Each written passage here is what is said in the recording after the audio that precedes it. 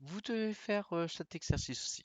Donc, vous devez calculer en tétrahertz la fréquence correspondant à la longueur d'onde de 400 nanomètres. On prendra la vitesse de la lumière égale à 300 000 km par heure. Avant de faire ce calcul-là, il faut mettre les longueurs d'onde en mètres.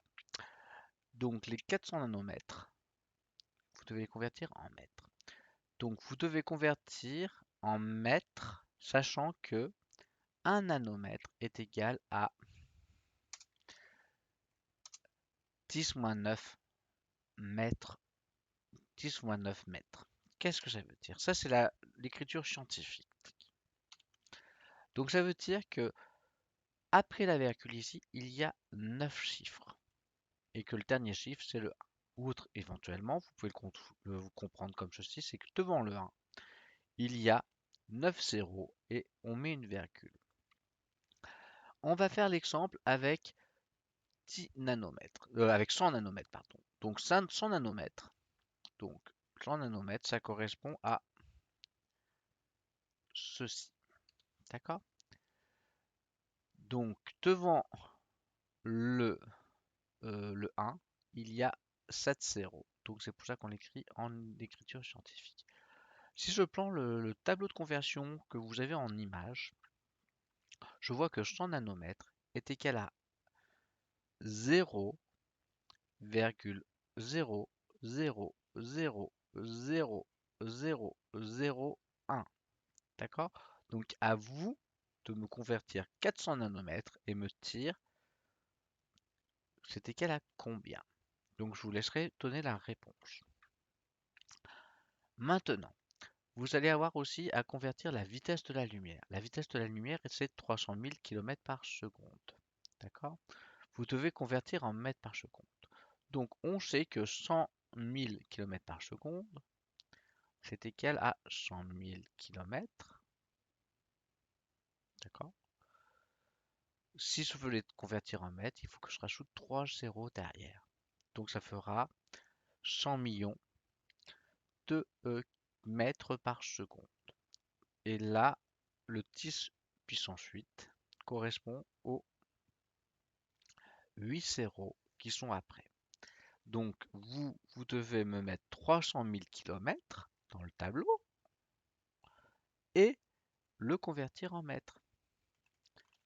Donc, la troisième question, vous devez calculer la fréquence en Hertz à l'aide de la formule suivante. F est égal à la vitesse de la lumière. La vitesse de la lumière, c'est ce que vous aviez calculé ici. D'accord?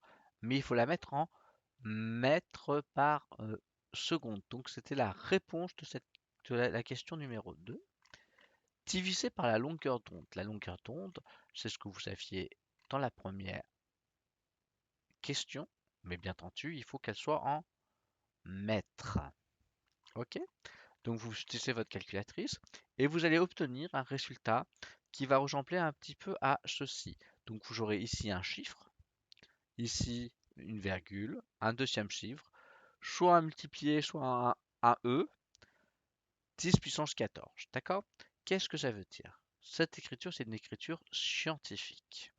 Ça veut dire que après ce premier chiffre, vous devez avoir 14 chiffres. Donc là, je vais prendre le premier chiffre, là, on va enlever la virgule.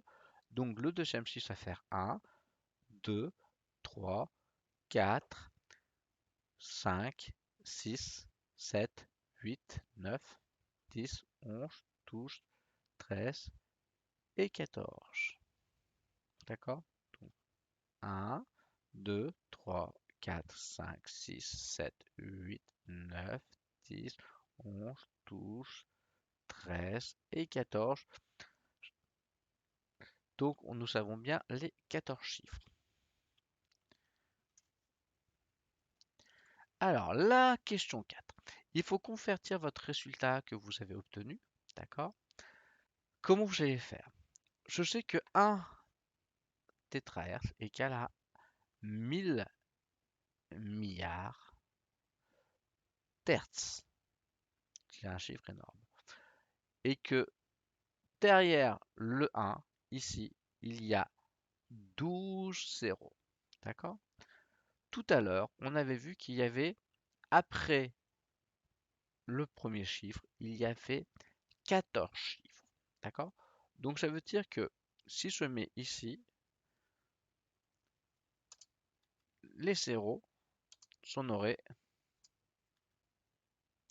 ici, j'en aurai tous. 1, 2, 3, 4, 5, 6, 7, 8, 9, 10, 11, 12. D'accord? Donc, par rapport à celui-ci, touche, ça fait 1, 2, 3, 4, 5, 6, 7, 8, 9, 10, 11, 12. Donc ici, j'aurai mes touches, chiffres que j'ai mis ici. Donc, il me reste à compléter dans mon tableau les trois suivants. Donc, ça va dépasser la colonne. Ça veut dire que là, il faut que ça arrive ici. Il y a encore une autre colonne et encore une autre. D'accord? Et là, une fois que vous avez, pour pouvoir mettre en terahertz, il faudra mettre une virgule juste là. Et il faudra rajouter après les trois nombres.